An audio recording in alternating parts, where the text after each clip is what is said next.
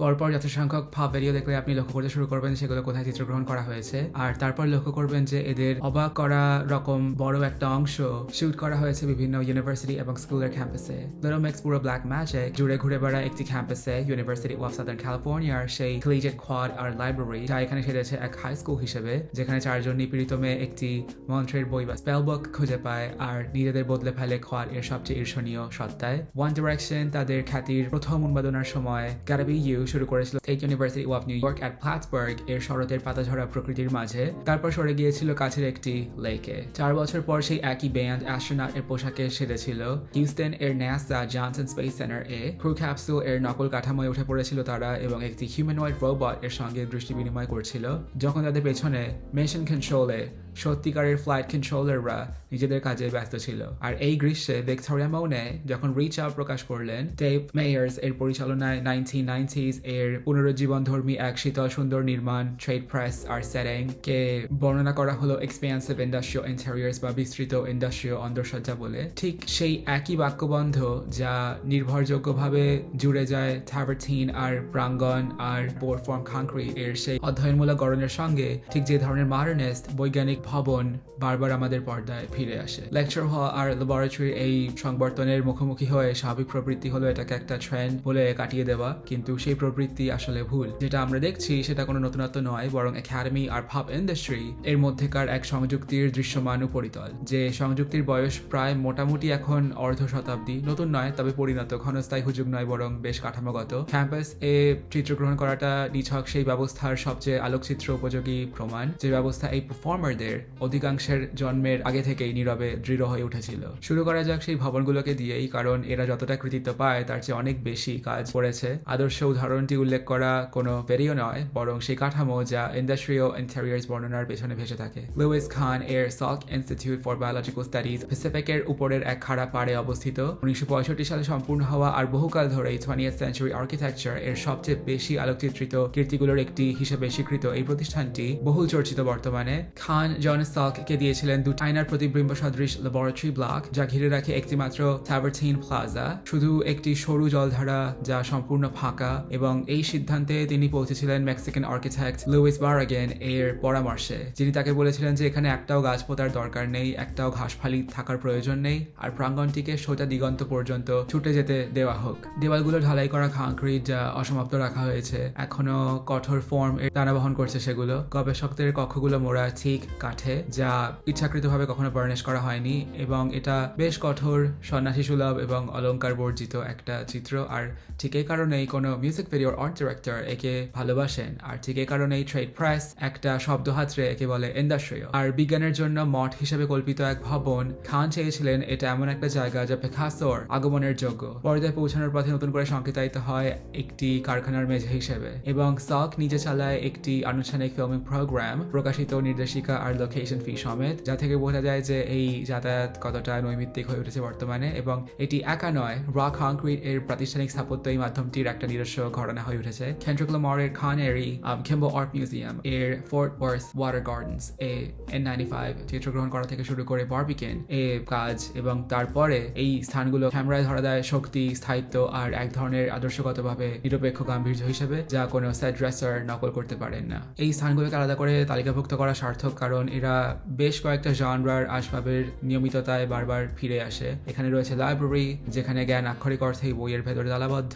যে ঘরে black magic তার স্পেলবুক খুঁজে পায়, তাকে বসে এই দৃশ্যের সবচেয়ে সোজাসাপটা সংস্করণ যা ভাব শতবার মঞ্চস্থ করেছে। এখানে রয়েছে ক্লাসরুম, নির্ভরযোগ্যভাবে অপমান, আর তারপর রয়েছে জয়ের স্থান। এখানে রয়েছে কোয়াড, সামাজিক বাছাইয়ের সেই উন্মুক্ত রঙ্গমঞ্চ, আর ডরমিটরি, আর সন্ধ্যাবেলার ক্যাম্পাস। আর তারপর রয়েছে কঠিনতর স্থাপত্য, laboratory, clean room, mission control gallery, launch complex, এমন স্থান যা আপন হয়ে ওঠার নয়, বরং বিশেষজ্ঞতার ইঙ্গিত দেয়। এমন সব ব্যবস্থার উপর দখল যা আমাদের অধিকাংশ মানুষেরা কখনো স্পর্শও করবে না। বিষয়বস্তুগুলোকে স্থানের উপর বসালে একটা বিশেষ ব্যাকরণ ফুটে ওঠে। কমল ক্যাম্পাস তার লাইব্রেরি আর কোয়াড আর শরতের পাতা সমেত বহন করে রূপান্তর, আকাঙ্ক্ষা আর প্রথম প্রেমের বিষয়। সুতরাং কোনো ভাব অ্যাক্ট তার ভবন বেছে নেন ঠিক যেভাবে একজন ঔপন্যাসিক বেছে নেন তার পটভূমি, এবং সেই নির্বাচন সবসময় একটা যুক্তি, গায়ক বা গায়িকা নায়িকা আপনাকে বিশ্বাস করতে চাইছেন যে তিনি কোন ধরনের মানুষ সেই সম্পর্কে। এক সুদীর্ঘ প্রাতিষ্ঠানিক প্রস্তুতি পথ ছাড়া এর কোনোটাই ভাবা যেত না, আর সেই পথের একটা মোটামুটি সুনির্দিষ্ট সূচনা রয়েছে। 1967 সালের গ্রীষ্মে মিউজিক এডুকেটরস ন্যাশনাল কনফারেন্স বার্কশায়ার্স থ্যাঙ্গলউড একটি সিম্পোজিয়াম আয়োজন করে, আর একটি দলিল তৈরি করে তারা, যেটাকে দ্য থ্যাঙ্গলউড ডিক্লারেশন বলা হয়, যাকে এখন সেই মুহূর্ত হিসেবে দেখা হয় যখন আমেরিকান মিউজিক এডুকেশন আনুষ্ঠানিকভাবে পপুলার মিউজিক এর সঙ্গে সন্ধি করে।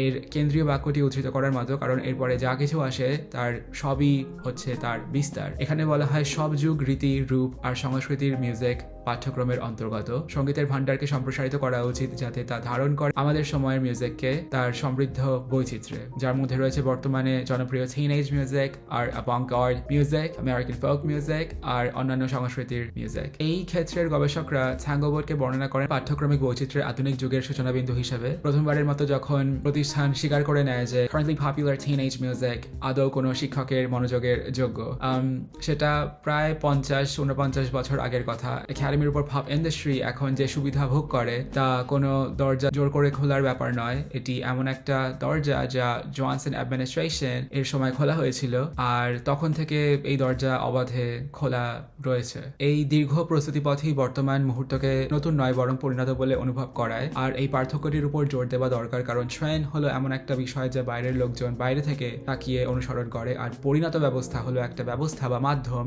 যা ভেতরের লোকজন প্রতিপালন করে থাকে, যারা আর খেয়ালই করে না যে তারা এই ধরনের কাজকর্ম করে চলেছে। যারা এখন ভিডিও শুট পরিচালনা করে, A&R বিভাগে কাজ করে, ফেস্টিভ্যাল সাজায় আর সমালোচনা লেখে, তারা ক্রমশই এখানে বর্ণিত সেই প্রোগ্রামগুলোরই স্নাতক। এমন এক প্রজন্ম যাদের কাছে পপুলার মিউজিক যে অধ্যয়নের বৈধ বিষয়, এই ধারণাটি কোনো উস্কানি নয়, বরং যে জলে তারা সাঁতরেছে সেই জল। একাডেমি সম্প্রতি পপকে আবিষ্কার করেনি, পপ এখন উল্লেখযোগ্যভাবে একাডেমির লোকজন দ্বারাই পরিচালিত। কোনো পরিচালক যখন ইউনিভার্সিটি গ্রন্থাগারের ভেতরে একটা সাজ সাজান বা কোনো নির্বাহী ক্যাম্পাসে কারো জনপ্রিয়তার জোরে কোনো আর্টিস্টকে সবুজ সংকেত দেন, কেউ এই ব্যাপারটাকে সীমানা লঙ্ঘন হিসেবে অনুভব করে না, কারণ সেই প্রজন্মের কাছে তারা পৌঁছানোর আগেই সীমানাটা ভেঙে গিয়েছিল। এই দরজা দিয়ে যা এলো, প্রথমত সেটা একটা সনদ প্রদানের সম্পূর্ণ ব্যবস্থা। বস্টন এর বার্কলি ইতিমধ্যেই সেই অঞ্চল দখল করে রেখেছিল। তারা উল্লেখ করতে বেশ ভালোবাসে যে এটাই প্রথম কনজারভেটরি যা রক, পপ আর হিপ হপ সহ গীতি লিখন এবং ফিল্ম স্কোরিং এ ডিগ্রি প্রদান করেছিল, কিন্তু আসল বিস্তার এসেছিল অনেক পরে। 2003 সালে ক্লাইভ ডেভিস নিউ ইয়র্ক ইউনিভার্সিটির টেশ স্কুল একটি বিভাগ প্রতিষ্ঠা করেন যা recorded music A bachelor of fine arts প্রদান করে। রেকর্ডেড মিউজিককে নিকৃষ্ট শিল্প হিসেবে নয়, বরং both a creative medium and a complex business enterprise, একই সঙ্গে একটি সৃজনশীল মাধ্যম এবং একটি জটিল ব্যবসায়িক উদ্যোগ হিসেবে বিবেচনা করে। ইউনিভার্সিটি অফ সাদার্ন ক্যালিফোর্নিয়া, হ্যাঁ সেই একই ক্যাম্পাস যেখানে লিটল মিক্স তাদের ভিডিও শুট করেছিল, তার থর্নটন স্কুলে একটা পপুলার মিউজিক প্রোগ্রাম গড়ে তোলে যা পপুলার পারফরমেন্সে 4 বছরের ব্যাচেলর অফ মিউজিক দেয়। আর রোলিং স্টোনের মতে এই প্রোগ্রাম লস অ্যাঞ্জেলেসের কিছু সবচেয়ে ফলপ্রসূ নতুন মিউজিক সিন এর বীজ বুনেছে। ন্যাশভিল এর বেলমন্ট 1973 থেকে একটি মিউজিক বিজনেস প্রোগ্রাম চালিয়ে আসছে, আর এখন এর মধ্যে রয়েছে এন্টারটেইনমেন্ট আর মিউজিক বিজনেস এর একটি সম্পূর্ণ কলেজ। থ্যাঙ্গলউড অনিচ্ছা সত্ত্বেও যে কান্ট্রি মিউজিককে ক্লাসরুমে ঠাঁই দিয়েছিল, তা এখন শত শত স্কুলে ডিগ্রি প্রোগ্রাম, ইনকিউবেটর আর আর্টিস্ট ডেভেলপমেন্ট পাইপলাইন এর ভিত্তি। যে জিনিস একসময় গ্যারাজে শেখা হতো, তার জন্য একটি পূর্ণাঙ্গ ইন্ডাস্ট্রি সরবরাহ শৃঙ্খল। এই সম্প্রসারণ কেবল ডিগ্রিতেই থেমে থাকেনি, ইউনিভার্সিটিগুলো এখন ইন্ডাস্ট্রির আনুষঙ্গিক যন্ত্রপাতি চালায়। লেবেল সার্ভিস, পাবলিশিং ওয়ার্কশপ, বাণিজ্যিক হারে ভাড়া দেওয়া রেকর্ডিং স্টুডিও আর ইনকিউবেটর আর আর্টিস্ট ডেভেলপমেন্ট প্রোগ্রাম যা স্টুডেন্ট অ্যাক্টদের প্রকাশ করে এবং ম্যানেজমেন্ট এর দিকে পরিচালিত করে। একজন স্টুডেন্টের মাধ্যমে এক উচ্চাকাঙ্ক্ষী পারফর্মার হিসেবে ইউনিভার্সিটিতে ঢুকে বেরিয়ে আসতে পারে একটি রেকর্ডকৃত ক্যাটালগ, একটা বিজনেস প্ল্যান, সহযোগীদের একটা বিশেষ নেটওয়ার্ক এবং একটা ব্র্যান্ড এর সূচনা। এর কোনোটাই অর্জনের জন্য একবারও ক্যাম্পাস না ছেড়ে এই সমস্ত কাজ করা যায় বর্তমানে, এবং ইতিমধ্যেই ব্যবস্থাটি একটি তাৎপর্যপূর্ণ কাজ করে বসে। এটি সাধারণভাবে ভাব শেখানো বন্ধ করে নির্দিষ্টভাবে ভাব স্তর এর অর্থ কি তা শেখাতে শুরু করে। পাঠ্যক্রম পরিণত হলো একটা বিশেষ ধরনের কীর্তিমান স্বীকৃতিতে। নিউ ইয়র্ক ইউনিভার্সিটির ক্লাইভ ডেভিস ইনস্টিটিউট 2022 সালের বসন্তে সরাসরি টেইলর সুইফট নামে একটি পাঠ্যক্রম চালু করে যা পড়াতেন একজন রোলিং স্টোন এর সাংবাদিক। এই গায়িকাকে পপ আর কান্ট্রি জুড়ে জেন্ডার, রেস আর সং রাইটিং এর একটা লেন্স হিসেবে ব্যবহার করে এই পাঠ্যক্রম চলে। হার্ভার্ড এর ইংরেজি বিভাগ এরপর নিয়ে আসে Taylor Swift and her world, যেখানে প্রায় 300-এর বেশি ছাত্রছাত্রী তার গানের কথা পড়ে ওয়ার্ডসওয়ার্থ আর উইলা ক্যাথার এর পাশাপাশি। স্ট্যানফোর্ড আর university of Texas at Austin নিজেদের সংস্করণ চালু করে, তাকে জুড়ে দেয় শেক্সপিয়ার আর কিথ কিথের সঙ্গে। আর এই মর্যাদা কেবল টেইলর সুইফটের জন্যই সংরক্ষিত নয়, সেই 2014 সালেই জর্জিয়া রিজেন্স ইউনিভার্সিটির একজন অধ্যাপক কেন্ড্রিক লামার এর গুড কিড ম্যাথ সিটি কে ঘিরে একটা ইংলিশ কোর্স গড়ে তোলেন। অ্যালবামটিকে জেমস জয়েস আর জেমস বলডউইন এর পাশে সাহিত্য পাঠ হিসেবে পড়ানো শুরু হয়। University of California Berkeley Nicki Minaj আর হিপ হপ ফেমিনিজম নিয়ে একটা পাঠ্যক্রম পড়িয়েছে। পাঠ্য তালিকাভুক্ত হওয়া মানেই অমর হয়ে ওঠা। কোনো ইউনিভার্সিটি যখন তার কোর্স ক্যাটালগ এ আপনার নাম বসায়, তখন সে একাডেমির প্রাচীনতম কাজটি সম্পাদন করছে। কোনটি সংরক্ষণের যোগ্য তা নির্ধারণ করা, এমন এক আর্টিস্ট হয়ে ওঠা যার ক্যাটালগ একই সঙ্গে এখনো রীতিমতো বিক্রয়যোগ্য এক পণ্য।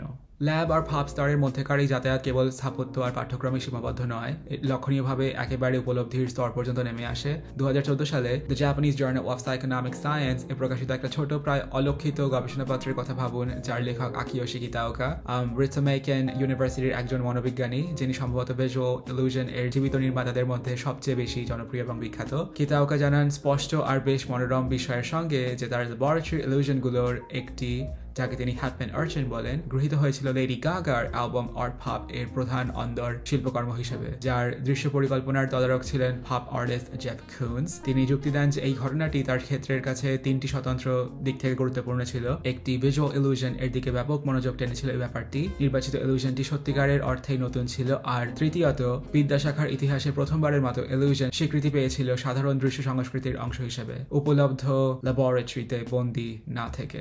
এখানে একটি দীর্ঘতর বংশধারা রয়েছে যা কিতাওকার ঘটনা হঠাৎ করে দৃশ্যমান করে তোলে। ওয়ারহল থেকে শুরু করে পপ আর্ট ছিল গ্যালারির ভেতরে চালানো গণউৎপাদনের উপর এক হানা। সুপ ক্যান আর সিল্ক স্ক্রিন সুপারমার্কেট কে জোড়াই পথে মিউজিয়ামে আনা হয়েছিল এবং আর্ট পপ সেই হানাকে প্রস্তাব করলো উল্টো দিকে, এবং এই অধ্যয়নের বস্তু হয়ে উঠল বিনোদনের মাধ্যম এবং একটি সাইকোনমিক সোসাইটি বর্ণনা করার মতো একটা তাজা তথ্য উপাত্ত পেল।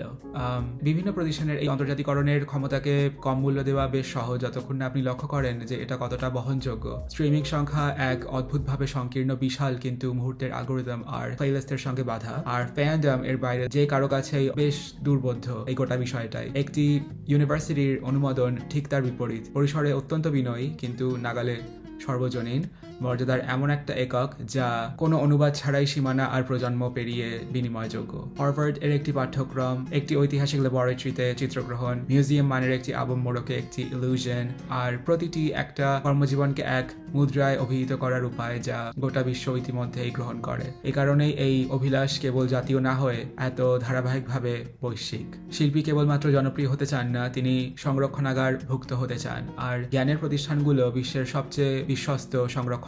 কোনো স্থায়ী জায়গায় পাঠিত হওয়া মানে সেই একটি মাত্র জিনিসের বিরুদ্ধে বীমা করা যা প্রতিটি ভাব কর্মজীবন ভয় পায়, অর্থাৎ স্ট্রিম শুকিয়ে যাওয়ার মুহূর্তেই বিস্তৃত হয়ে যাওয়া।